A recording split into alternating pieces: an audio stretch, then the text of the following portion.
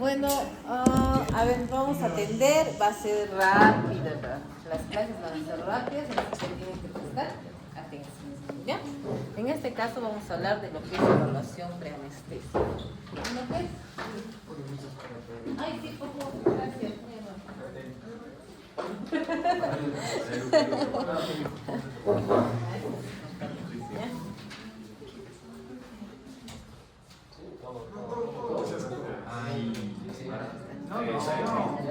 Para dormir mejor, ¿así?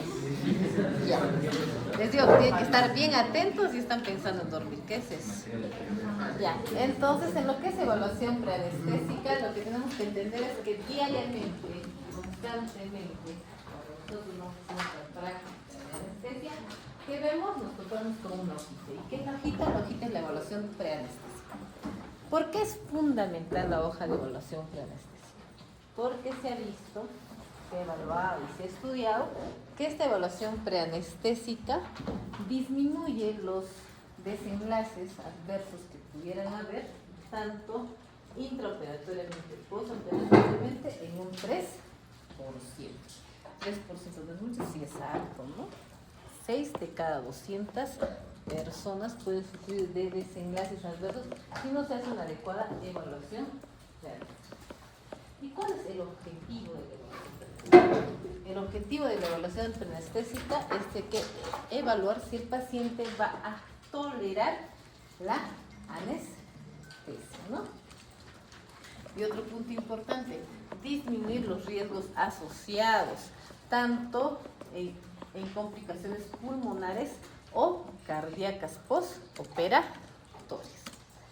Algunos compañeros que han estado yendo a sala están viendo de que pacientes hipertensos no controlados ingresan a sala de operación. Pacientes diabéticos no controlados ingresan a sala de operación. ¿Y qué pasa? Esto influye bastante porque el paciente, ¿qué pasa con todos los pacientes que van a ingresar a sala, ya sea para operarse de una hernia pequeña, o sea, hacer una operación simple como una hernia, o ser una operación compleja como una cirugía cardiovascular? ¿Qué pasa con todos estos pacientes?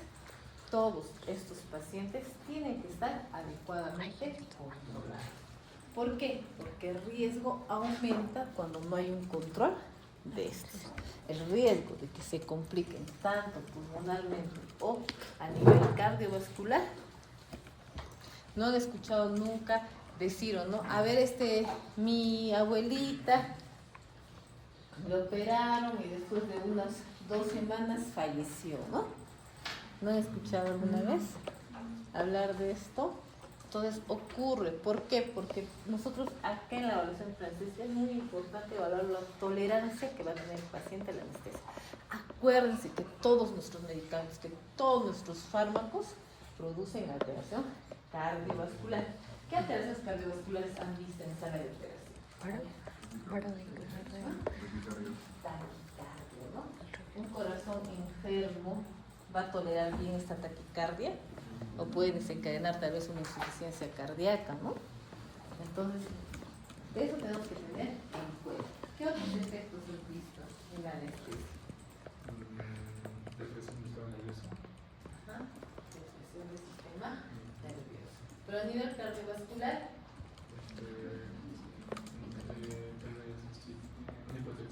hipotensión, ¿no?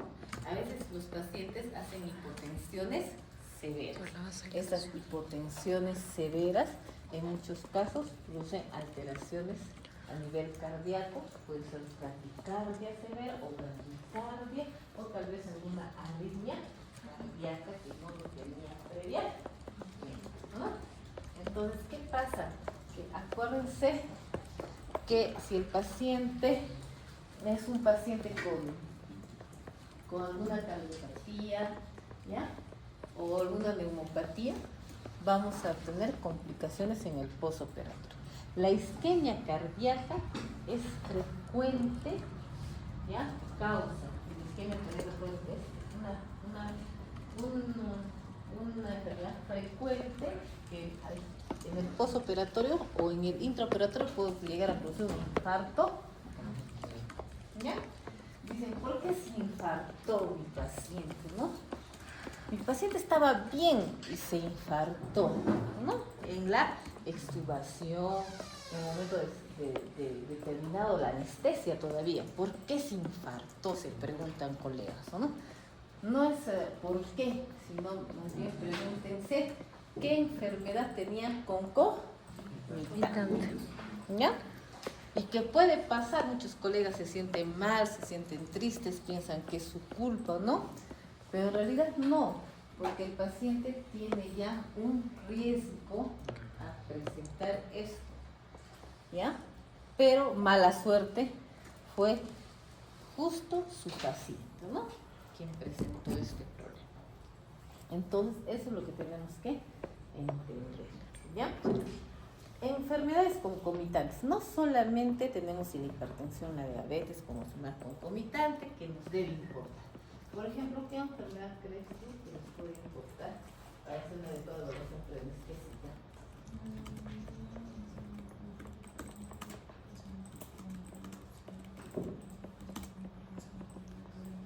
Nos quedamos en esta parte, ¿no? Nos quedamos, está hablando de la compañera de epilepsia. Convulsiones. Si este paciente convulsiona, ¿es importante o no es importante? Sí es importante que nosotros sepamos. Una vez que el paciente que convulsionaba, ingresa por convulsiones, le detectan que tenía un tumor, le inician anticonvulsivantes, después en pediatría pasa a neurocirugía sin convulsionantes, es decir, sin anticonvulsivantes, necesita fenitoína y pasa a neurocirugía y no le dan anticonvulsivantes. Gracias a Dios no convulsiona, pero lo preparan para ingreso a sala de operaciones. Ingresa a sala de operaciones sin anticonvulsivantes y en recuperación, ¿qué creen que hace? Ese fue un error grande. Y dicen de quién tiene la culpa de eso, ¿no? ¿Ya? Entonces, ¿cómo no? Ingresa por A y luego lo quieren operar y no le dan lo más importante, lo anticonvulsivo. ¿Ya? Igual el anestesiólogo lo recibe al paciente sin ningún medicamento anticonvulsivante y luego cuando se hace la revisión de la historia clínica ingresa porque tenía convulsiones. Entonces está mal eso, ¿no? Entonces sí es importante. ¿Qué otras enfermedades más? A ver. Hipertensión endocraniana, ¿no? Pacientes que tienen hipertensión endocraniana, bueno, son pacientes que tienen alguna patología asociada, por ejemplo, una hidrocefalia, que puede producir hipertensión endocraniana y que a veces piden sala de operaciones. Pero muchos pacientes igualmente, ¿no? Tienen que estar porque tienen riesgo de convulsionar, tienen que estar con su anticonvulsión. ¿Qué vamos a decirles nosotros? Que continúen con su anticonvulsión. Pero tenemos que saber que este fármaco hace que nuestros relajantes metabolicen rápido. La dosis de esta relajación tiene que ser alta. ¿Ya? Pero lo más importante es esto, ¿no?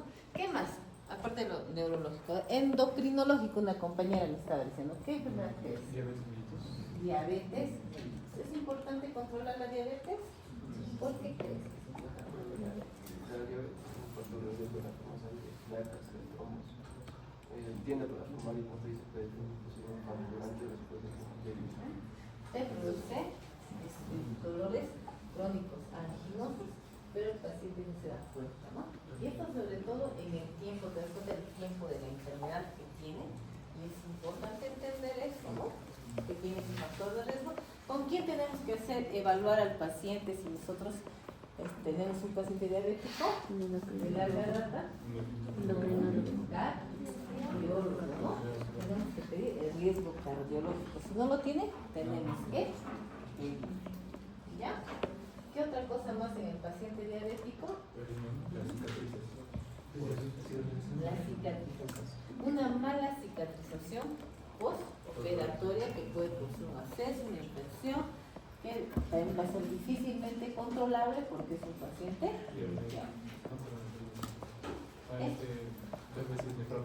nefrópata, ¿no? De eso está la nefrología. Entonces, en cuanto a eso, sí es importante también ver el grado de enfermedad renal crónica que tienen nuestros pacientes. Siempre hay que evaluar el filtrado glomerular. ¿Y por qué dicen o no? ¿Por qué? Porque lamentablemente en sala de operaciones, ¿qué pasa?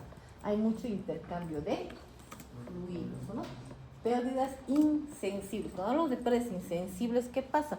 Son cosas que no podemos medirlo o cuantificarlo fácilmente. Por ejemplo, tenemos una cavidad abdominal abierta con los intestinos todos afuera. Es difícil saber cuánto de pérdida ha tenido por evaporación, ¿sí o no? Eso es cierto. Entonces vamos a estar calculando. Y si es una oclusión intestinal, peor todavía, porque va a haber pérdidas a nivel de sonda nasogástrica, ¿no? Eso también hay que contemplar en nuestro balance hídrico. Entonces, muchas veces los pacientes con una enfermedad renal crónica tipo 2 salen con tipo 3 en el postoperatorio y poco a poco se van regulando, ¿no? O de 3 pasan a 4, ¿no? Entonces, sí es bueno detectar a estos pacientes, sí, porque gracias a esto se pueden complicar, ¿o no? Gracias a este problema de nefropatía crónica que tienen, pueden reagudizarlo y producir un cuadro de uremia, ¿no? Entonces, sí es importante. ¿Qué más? Enfermedad respiratoria. Como el otro día, ¿no? Tuvimos un paciente, no sé quién estaba conmigo en la evaluación preanestésica, y era un paciente que notoriamente tenía fibrosis pulmonar, ¿no? ¿Quién es él? Compañero, ¿no? Los famosos dedos acropacios, ¿no? Entonces, estos pacientes, ¿qué pasa con esa fibrosis pulmonar? Eso, ¿no? Tolerancia, ¿no? Del paciente a la cirugía. Puede ser que el paciente requiera mucho volumen, va a ser edema intersticial y su problema respiratorio va a aumentarse, ¿no? Eso es un paciente de ¿cuántos años? 83 años de edad. Entonces es muy importante que nosotros digamos alto un ratito, vamos a hacerle la evaluación previa, ¿por qué? Neumología. Entonces es muy importante, ¿qué cosa? Las interconsultas, ¿no? Interconsultas. Entonces vemos que tengamos interconsultas de neumología, endocrinología. Las cosas de endocrinología también interesantes son los problemas de hipo e hipertiroidismo. ¿Por qué? Porque en los cuadros de hipotiroidismo hay tendencia a la hipotensión. Nosotros tenemos que saber eso, porque ya esperamos con una anestesia regional de hipotensión en un paciente hipotiroideo no controlado, vamos a encontrar mayor hipotensión. Entonces, eso tengo que saberlo, porque si no lo sé, no voy a prever y tal vez mi paciente va a tener un colapso, ¿no? ¿Ya? Entonces, tengo que estar alerta. Y si es un paciente con hipertiroidismo, ¿qué puede pasar? Se puede producir una tormenta tiroidea. ¿Ya? Entonces, ¿esto qué nos implica? Yo me acuerdo mucho que nos pasó, ¿no? Toda la paciente con toda la clínica exoftalmos, caliente, temblor fino, ¿no? Con toda la clínica. Y nadie sabe, ¿no? La paciente no tiene, según ellos, no tenían nada, ¿no? Antes los cirujanos nos hacían renegar más que ahora, ¿no? Ahora todavía nos hacían renegar más. Antes nos hacían renegar más porque cosas tan evidentes no se daban cuenta, ¿no? Y ahí, ¿qué pasa cuando nosotros entramos a este tipo de pacientes? Pueden desencadenar una tormenta tiroidea, una tormenta tiroidea puede ser fatal, ¿ya? Entonces tenemos que tener en cuenta que sí o sí tenemos que hacer una adecuada evaluación. Por eso es que se ha visto que es muy importante hacer la evaluación preanestésica no solamente antes de que ingrese el paciente, sino días anteriores para hacer una adecuada interconsulta y lo puedan evaluar los especialistas que corresponden. Ahora, los problemas cardiovasculares, por ejemplo, hay pacientes con fibrilación auricular no controlada, hay pacientes que tienen problemas de insuficiencia cardíaca y que no les han hecho su ecocardiografía. Entonces me dicen, ¿por qué necesitan la ecocardiografía? ¿Para qué? ¿Para qué? No, como que para qué, ¿no? Es muy importante porque tengo que ver su fracción de eyección. Entonces la fracción de eyección me va a decir si justo esto no va a tolerar la anestesia que le voy a colocar o voy a tener que hacer otro tipo de procedimiento con este paciente. Entonces eso es muy importante, chicos, y ojalá, espero que este grupo, ¿no?, cuando salga vea la importancia de que el paciente, y cuando ustedes sean cirujanos, urólogos, no sé, cardiovasculares, traumatólogos, entiendan de que el paciente por ese motivo tiene que entrar bien preparado. Puede ser muy bonita la cirugía, excelente cirugía, pero el paciente no va a tolerar el procedimiento ni la anestesia. Y al final va a desencadenar en una complicación fatal, ¿no? Entonces eso no queremos. Efectivizar análisis. Hay muchos pacientes, por ejemplo, de fibrosis pulmonar. ¿Qué creen que iba a necesitar? Una placa de rayos detectoras, espirometría, ¿sí o no? Entonces nosotros le hemos mandado, ¿no? ¿Con quién estamos? Ustedes mandaron con su plaquita, su espirometría para que le haga la evaluación, la neumóloga. Entonces nosotros efectivizamos eso, ¿no? Efectivizamos análisis que pueda requerir. Hay muchos pacientes que nadie los identificamos, nosotros ya de 140 de glucemia, 130 de glicemia, sabemos es diabético, ¿no? Probablemente lo enviamos al endocrinólogo. O muchas veces, como nos ha pasado, ¿no? Una paciente que decía, yo no soy hipertensa, pero hemos revisado su historia clínica y en varias partes había hipertensión arterial, de varias tomas que se les había hecho anteriormente, entonces sí es hipertensa, ¿no? ¿Puede entrar a la sala? No, porque en el momento que ingresa nomás a hospitalizarse, ¿tú cómo te pones cuando ingresas al hospital para que te operen? Ansiosa, ¿no? Nerviosa. ¿Y qué pasa? ¿Cuándo pasa eso? ¿Qué pasa contigo? ¿Cómo estás por el camino? Entonces, ¿qué va a pasar? El paciente va a empezar a taquicardia y va a ser mayor hipertensión arterial. ¿Va a ingresar a operarse? No. De por gusto se va a hospitalizar. ¿Qué perdemos? Recursos, ¿no? Una cama, perdemos enfermeras horas trabajadas, médico horas trabajados, peor, lo programan, perdemos hora quirúrgica, anestesiólogo, cirujano, es decir, una pérdida total. ¿Por no qué? Por no preparar adecuadamente al paciente. El ayuno es importante. ¿A quién le importa más que comas aparte que de tu mamá? ¿Cómo es?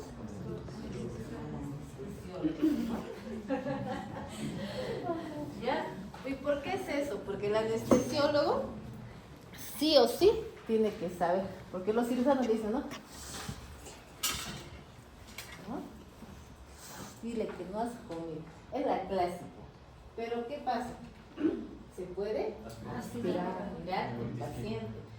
Pasan esas cosas. No crean que es algo que no, es algo un poco, antes era más frecuente en el hospital porque no teníamos consultorio de evaluación preanestésica.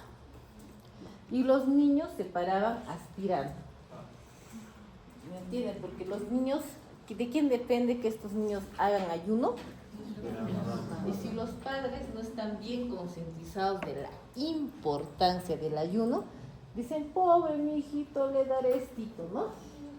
Estará muriéndose de hambre, ¿no? Con tal que no sepa el doctor, no hay problema.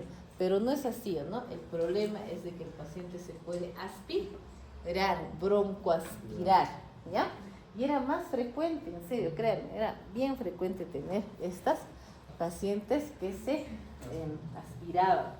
Ahora ha disminuido, simplemente con tener un consultorio de evaluación preanestésica. ¿Querían que haya consultorio de evaluación preanestésica? No querían. Los doctores antiguos no querían. ¿Para qué? Decían, ¿no? Y luego cuando se dieron cuenta que disminuyó todos estos enlaces, desenlaces adversos que pasaban, efectos adversos, problemas adversos, disminuyó, como dijeron, hoy sí, no, sí, es fundamental la evaluación preanestésica, ¿no? ¿Ya? Entonces acá, número menor de casos de cancelaciones del día de la cirugía, duración más corta de la hospitalización, porque no se complican, y menor costo hospitalario. Todos esos son las ventajas de tener una adecuada evaluación preanestésica. Beneficios, ¿no? Entonces, en la evaluación preanestésica podemos decir, claro, prosigue la cirugía, no hay problema. Pero también, ¿qué podemos decir? Lo otro, ¿no? Retraso de la cirugía o también que se aplace la cirugía. Entonces, ¿qué va a haber? Cambios en la atención hospitalaria. Vamos a optimizar enfermedades comunes. Por ejemplo, si tiene hipertensión, vamos a controlar la hipertensión. Vamos a poder derivar a otros especialistas, también. Vamos a poder hacer otras pruebas de especialidad, también. Iniciar intervenciones destinadas a disminuir el riesgo operatorio. Por ejemplo, les pongo un ejemplo que siempre, me encanta este ejemplo, pero la verdad es que ahí se da uno cuenta lo importante que es. ¿Qué pasa? Un paciente pediátrico lo trajeron para un problema odontológico. Era para una curación dental. El niñito no se dejaba. Pasó por pediatría, no sé qué pasó, no lo vio el pediatra, lo vio el médico familiar y le puso todo ok. ¿Ya? Riesgo quirúrgico 1. Pero ¿qué pasa? Cuando pasó por evaluación preanestésica, lo ves al niño, un niño abotargado. Dices, qué raro, ¿no? Un niño abotargado. Respira muy rápido. Y la frecuencia respiratoria de niños es más rápida que nosotros, ¿no? Los adultos. Pero igual era más de lo normal. Y le preguntabas a la mamita, ¿no? Corre tu hijito, hace sus actividades normales. ¿Qué cosa estoy hablando? Clase funcional. Sube gradas, ¿o no? ¿Ya? Entonces me dice, no corre porque se agita, ¿no? Entonces, ¿qué cosa he hecho? Oscuro. ¿Y qué? Todo era soplo. Soplo. ¿Ya? Entonces, y le mandé a tomar una placa de rayos X, un EKG, hice la labor que tenía que hacer el pediatra, ¿no? Y el paciente tenía, y le mandé a hacer un ecocardio. Entonces, todo esto se fue a esa fecha, todavía no había en el hospital regional ecocardio, había cardiólogo, no había ecocardio. Entonces, el cardiólogo de Lorena le había indicado a la paciente que tenía que referirla al niño, a su niño, ¿no? Entonces, esas cosas, mira, ¿hace cuántos años? 8 años era eso, ¿no? ¿Qué ha pasado? Entonces, miren la importancia de que no sea atendido por su problema de caries. La importancia que primero tiene que corregirse, ¿qué cosa? Su problema cardiológico, ¿no? Entonces, acá es, ¿no? Identifique enfermedades coexistentes previamente no reconocidas. Preparación de la cirugía, instrucciones preoperatorias, organiza un adecuado atención al paciente posoperatorio, ¿ya? Y en la cirugía, seguimiento posoperatorio por el especialista, ¿no? ¿Ya? Y si el paciente tiene dolor agudo, puede pasar otra vez por anestesiología, ¿no? Entonces, nuestro campo es anestesia y reanimación, más manejo del dolor, ¿no? Entonces, con la detección de cualquier enfermedad, un diagnóstico adecuado, ¿qué es importante más? Una buena semiología, lo dicen los datos. 56% del diagnóstico hago con la anamnesis. ¿Le aumento la exploración física? Ya tengo el 76%. ¿Qué pasa? Antes no hacían una adecuada anamnesis. Aún un tiempo que la anamnesis en la época del COVID, post-COVID, cómo han salido graves internitos, no sabían hacer una adecuada anamnesis. ¿Y qué han hecho? Nos traían con diagnósticos malos, ¿no? ¿Ya? Y cuando a veces empieza mal uno, empieza mal el otro y puede salir todo al revés, ¿no? ¿Ya? Entonces es importante entender que la anamnesis es muy importante. Luego sus exámenes complementarios para hacer un buen diagnóstico, ¿no?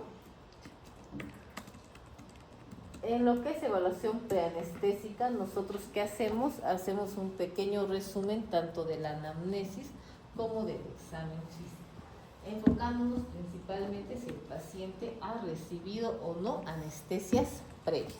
¿Es importante saber si ha recibido anestesias previas? Sí. ¿Por qué? Porque sabemos que el paciente ya se expuso anteriormente a nuestras drogas y no ocurrió ningún antecedente, como dice la cifata. Pero ¿qué pasa si este paciente ha recibido varias veces anestesia? Entonces, ¿qué nos creamos con qué nos crean los opioides? Resistencia.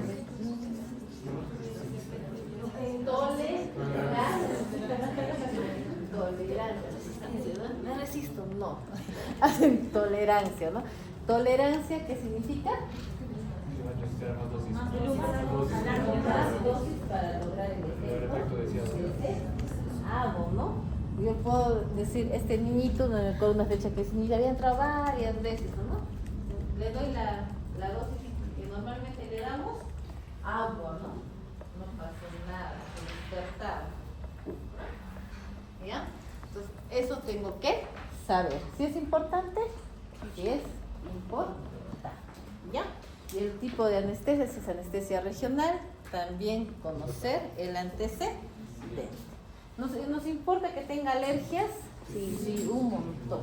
Me acuerdo de una joven que ingresó y era para una cirugía ginecológica o urológica, creo. Pues era algo bien sencillo, ¿ya? Y la paciente tenía el lugar donde le ponen los aretitos, había hecho aumento de volumen en todo ese lóbulo, en todo ¿cómo se llama esa cosa? ¿De la oreja?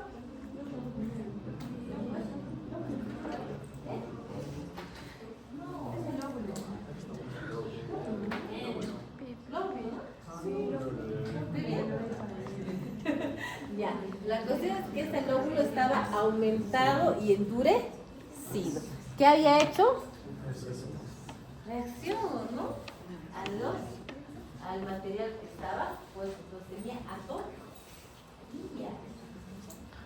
¿Qué pasó?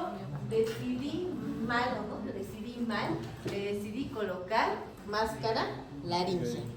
Entonces cuando le coloqué la máscara laringea, también hizo reacción a la máscara laringea, hizo broncoespasmos severos. Primero empezaba haciéndome laringosespasmos así, yo dije, qué raro. No estará tan profundo, le profundizaba más.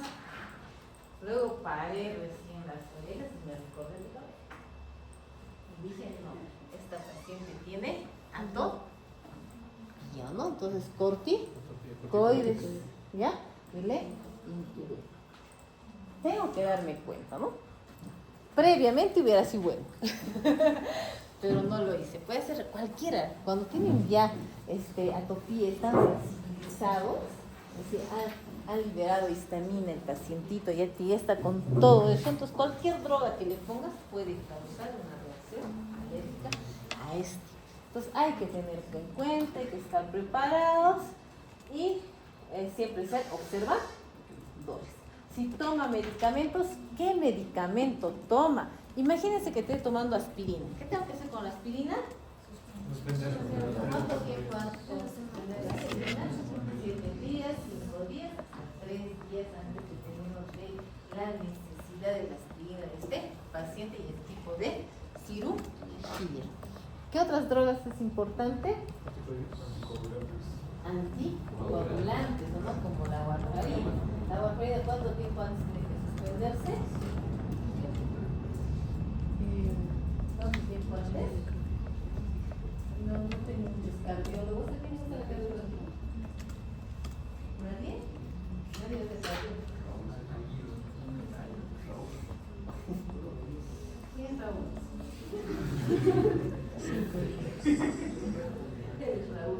producción.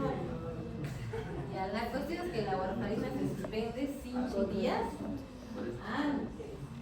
¿Cuánto tiempo? 5 días.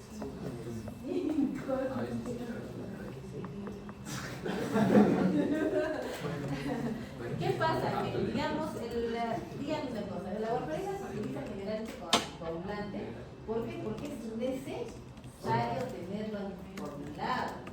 Es necesario, fundamental. Pobrecita, ¿qué haces ahí? Venga, no te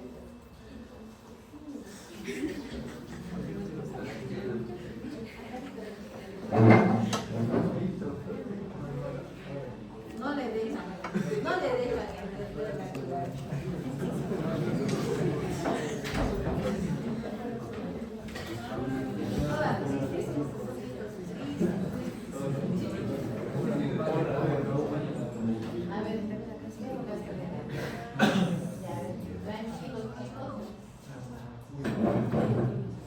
no va a pasar nada, no va a pasar.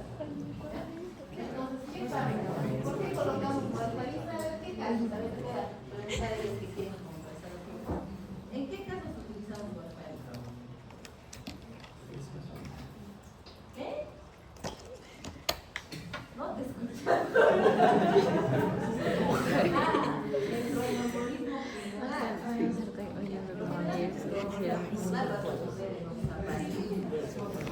warfarina es paciente crónico. ¿En qué caso utilizamos?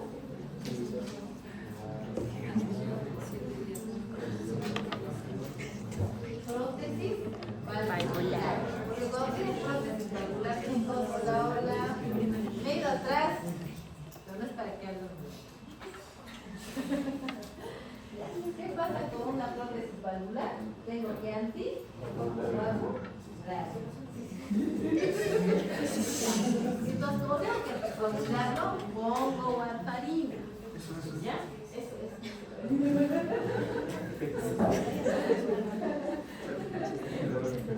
También es un sarcasmo. ¿No te lo vamos a poner?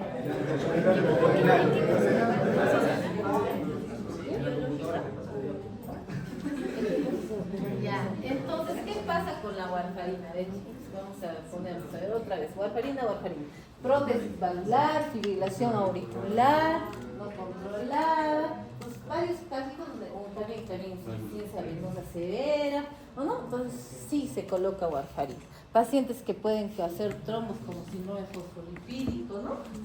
Hay pacientes fosfolipídicos y hacen coágulos y necesitan anticoagulantes. La cuestión es que tiene warfarina tu paciente. ¿Qué le vas a decir? 5 días antes. ¿Cuántos días antes? 5. 5 días antes tengo que suspender. Y el detalle es, digamos, yo suspendo warfarina, pero es necesario que este paciente esté anticoagulado. ¿Qué le tengo que dejar? Todo también.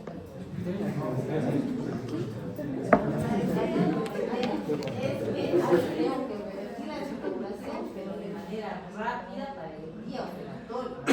Pero el paciente tiene que continuar a estar anticoagulado.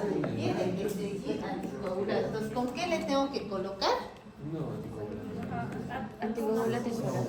Anticoagulantes, los cuales sean rápidamente lo puedo dejar y en ese tiempo pueda operar, ¿no? Es decir, en otra, ¿por qué no está todavía? Con eso puedo mandar el anticoagulado. ¿Estás de acuerdo? Ahora se le puede estar anticoagulado, ¿ya? Sí.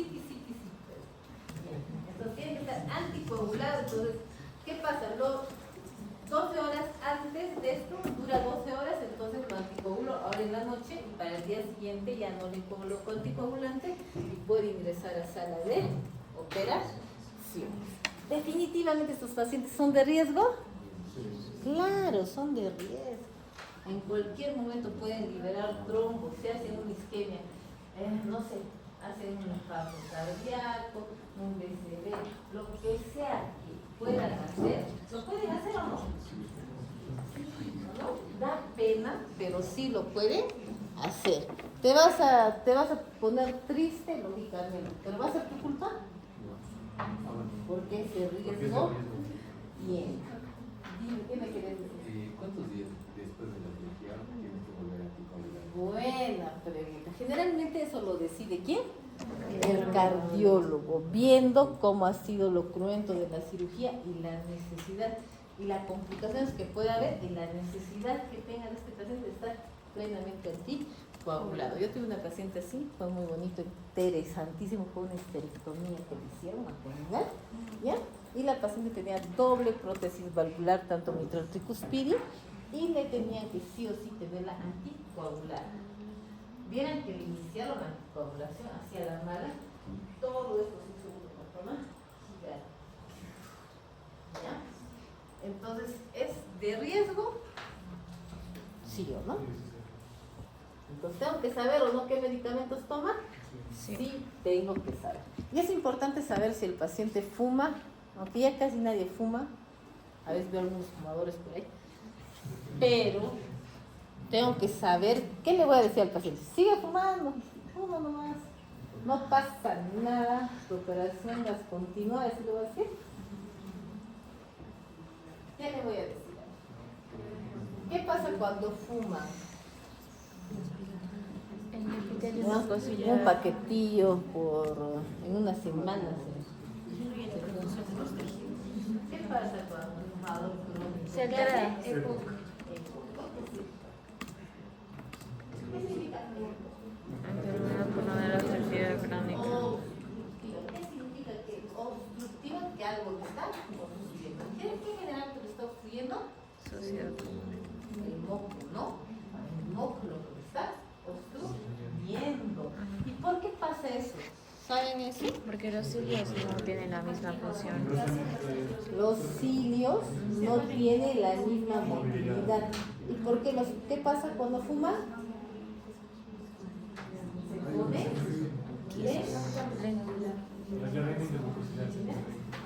entonces no va a poder hacer que este moco tenga que fluir como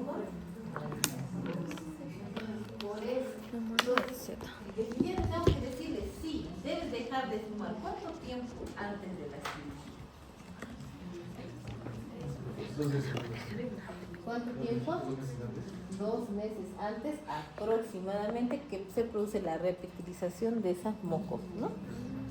¿Ya? ¿De qué estaré hablando? De esas células ciliares, ¿no? ¿Ya? Entonces, ¿qué más? ¿Debe continuar bebiendo o no?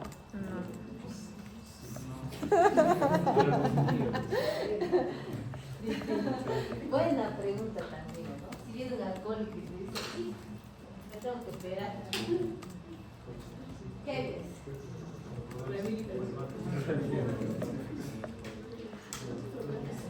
Entonces lo que tenemos que entender es que el alcohol de por sí produce patologías, pero también tienen que entender que, digamos, hay pacientes que ingresan como emergencia y están alcoholizados, ¿no? Por ejemplo, confusión intestinal, una apendicitis aguda, están alcoholizados y están entrando a sala de operación. ¿Y hacen qué cosa su? Síndrome de Astir.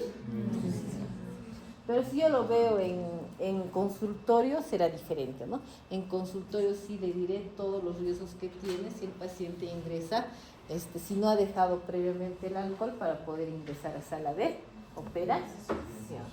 Hasta se saltan de la cama. No les miento.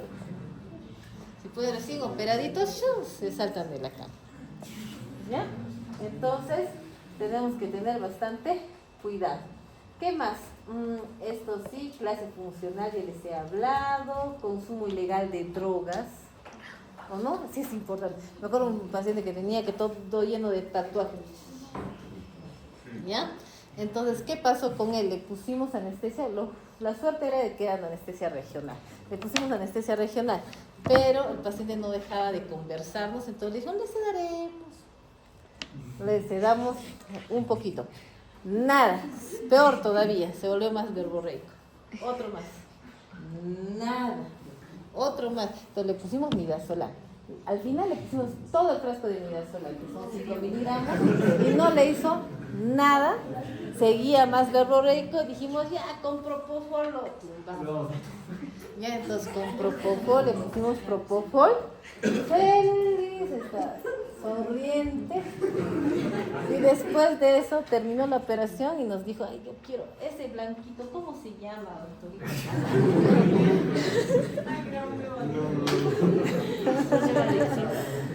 Y chicos, entonces, el problema realmente radica, y no es cuento, no es broma. Tengo XY colegas, ¿ya? Que le intervinieron.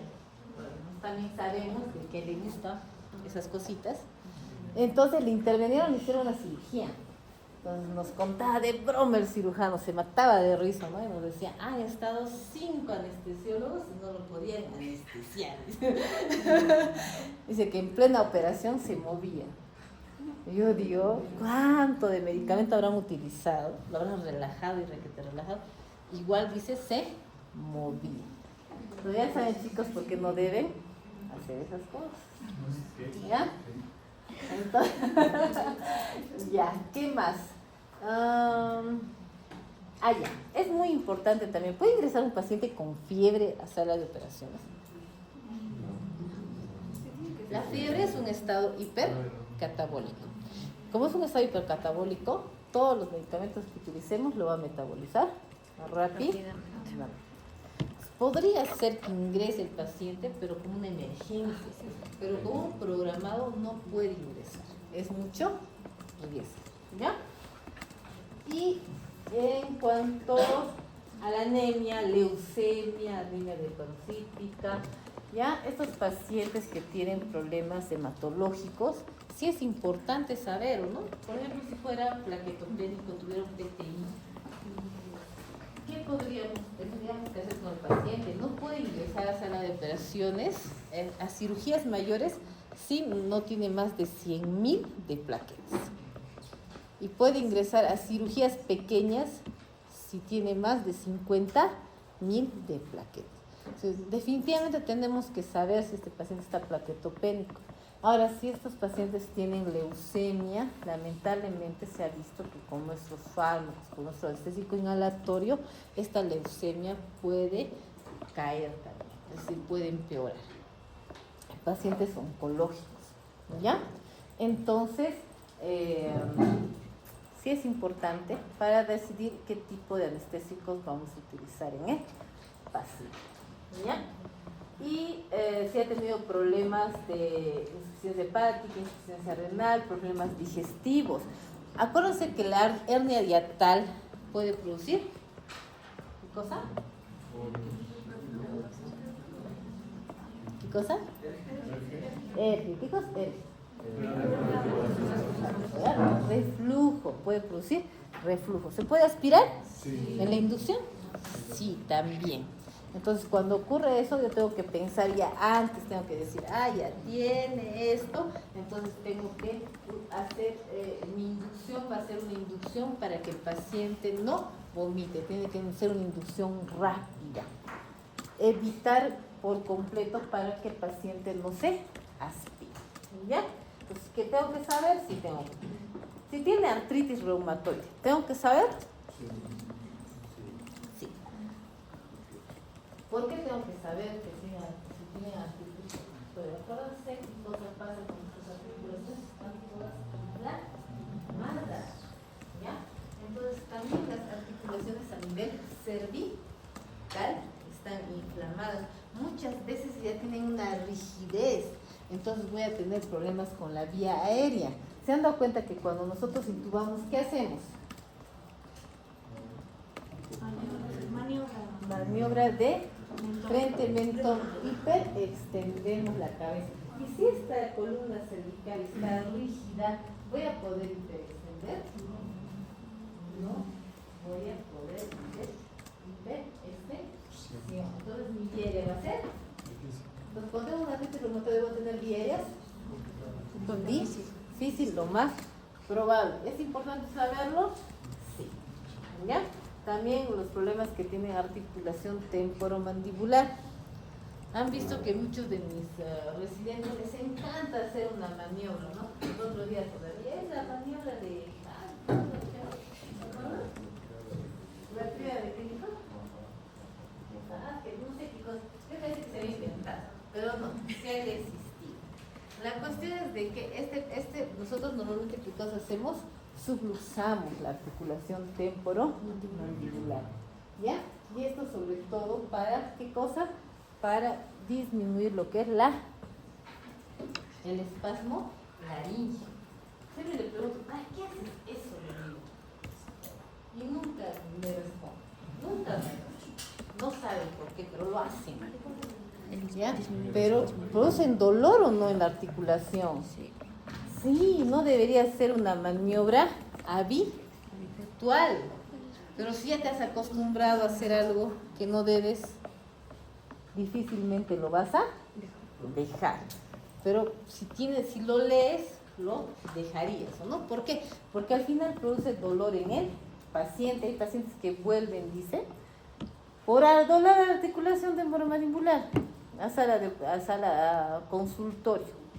¿De dónde? ¿A dónde van? A cabeza y cuello, y van también a otorrino porque se refleja muchas veces con dolor de oído. Y así me ha dicho la otorrino, doctora, vienen porque van a salir de sala de operaciones y vienen con dolor en la articulación. ¿Ya? Entonces no es bueno. Yo tengo que saber por qué hago esa maniobra. Sé qué hago por este. Ay, chicos, no sé qué voy a hacer con ustedes. ¿Qué voy a hacer? Que baile. Que cante. Mucho amor. No. Ya, pues. Entonces, ¿qué hacemos? Uno acá. Acá, ¿ves? ¿Puede? ¿Por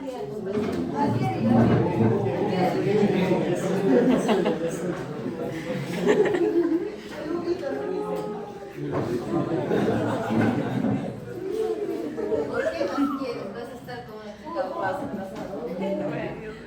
Ya, a ver.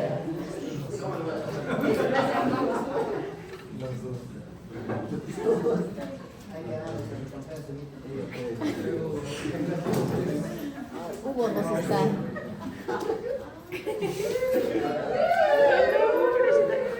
Ya, a ver, ya cálmense, chicos, ya cálmense. Más que todo los estoy cambiando porque a mí me distraen. Estoy hablando, les voy a hablar y digo, ay, Dios, ¿de qué están hablando? Me distraen. Adentro de distracción. Puede hablar en el celular. Puedes devolver ese celular. Dice que no lo tiene. No, sí, A ver, acá hay un problema, ¿no? Grande. Es un problema grande, ¿no? Que somos, ¿dónde estamos? En la Universidad Andina Led. ¿Qué somos? Estudiantes universitarios. Tenemos que comportarnos como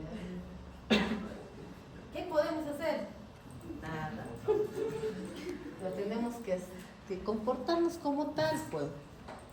¿Hay alguien gordito? Nadie, ¿no? Todos están envueltos. Pero tenemos que saber si roncan los pacientes obesos. ¿Por qué? Por el síndrome de apnea obstructiva del sueño. ¿Y por qué es importante esto? Se colapsa la vía aérea. ¿Qué significa eso? No va a haber paso de aire porque la lengua se va a ir para. Si yo no sé eso, ¿qué voy a hacer? A mi paciente obeso lo voy a asear, ¿no? Y le voy a producir apnea y se puede producir una insuficiencia respiratoria y llegar al apnea. No me doy cuenta, me voy a tomar mi cafecito, regreso y mi paciente está azul, ¿no? Cianótico. Entonces, eso ocurre ahora con el de atrás.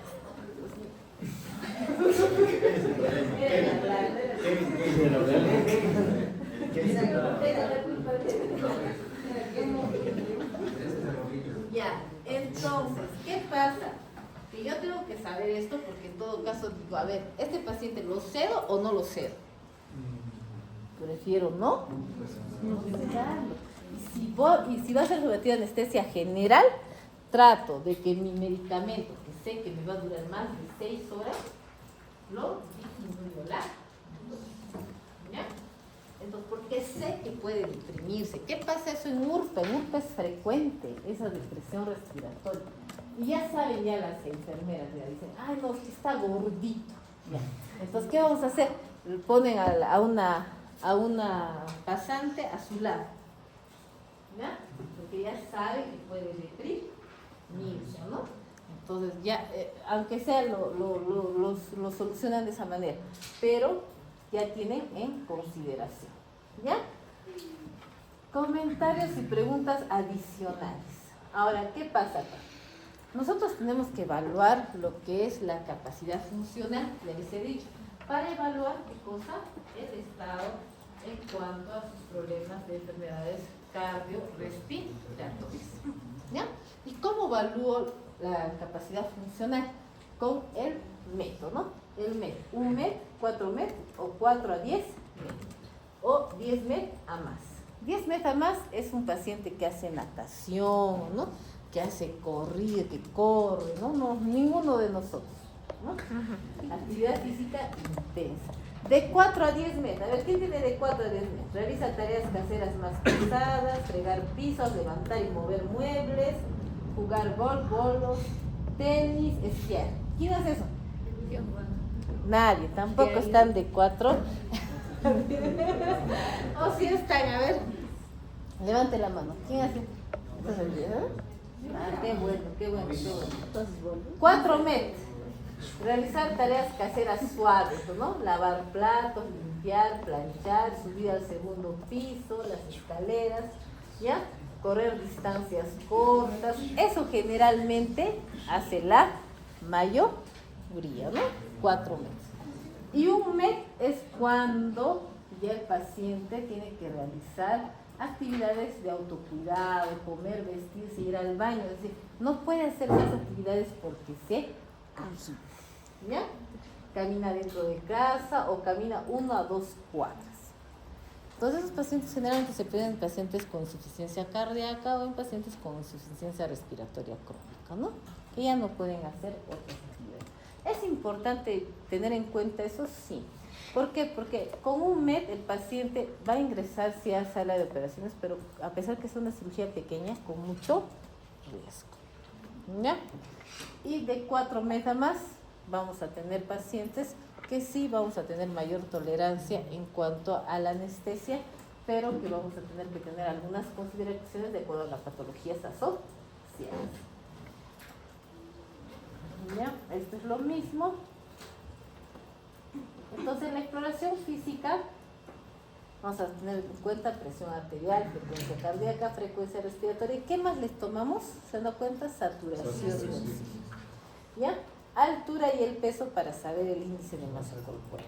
Y hablando del índice de masa corporal, nos hemos dado cuenta que los obesos de por sí tienen mayores factores de riesgo y el riesgo anestesiológico sube de acuerdo a la obesidad.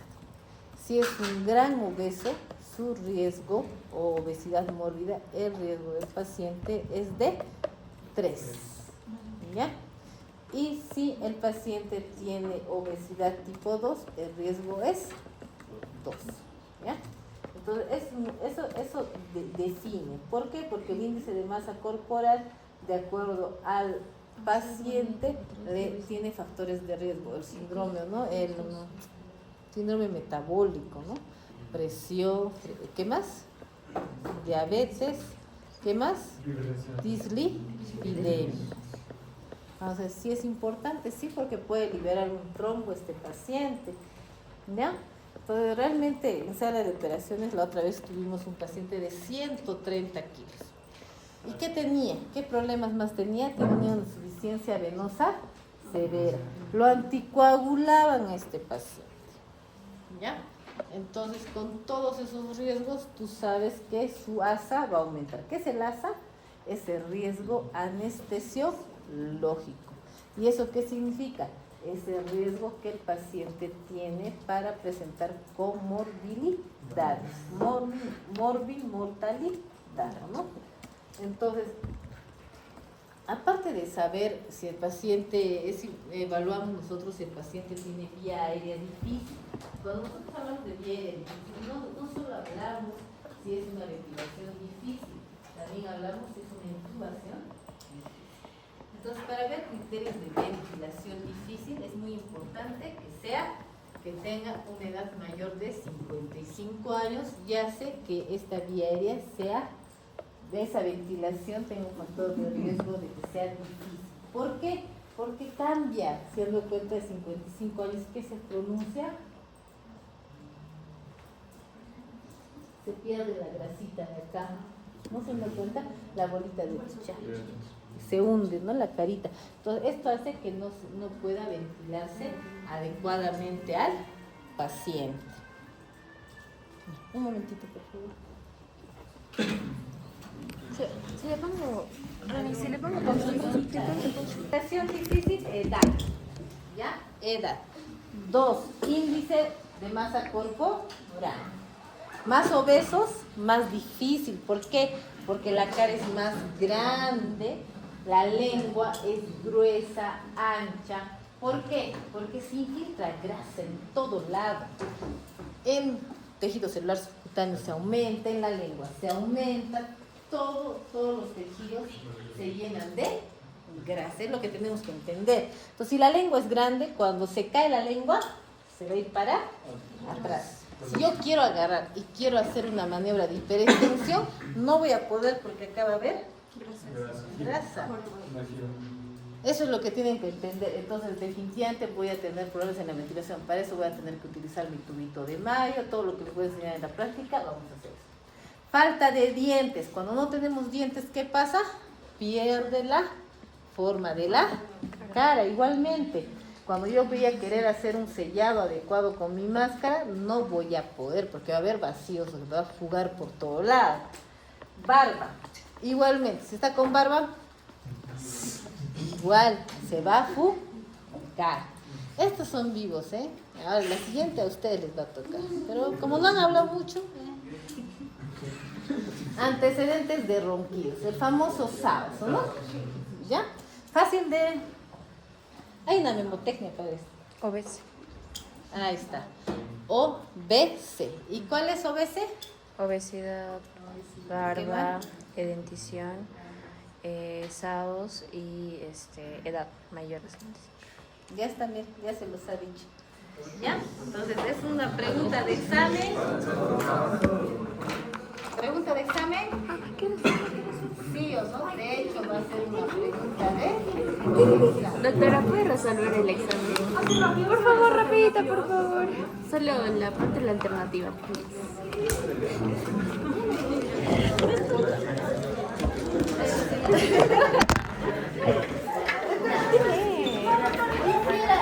¿Saben qué? Un favor, ahorita estoy en una situación difícil, tengo que parar, ¿ya? Pero en la siguiente clase lo resolvemos.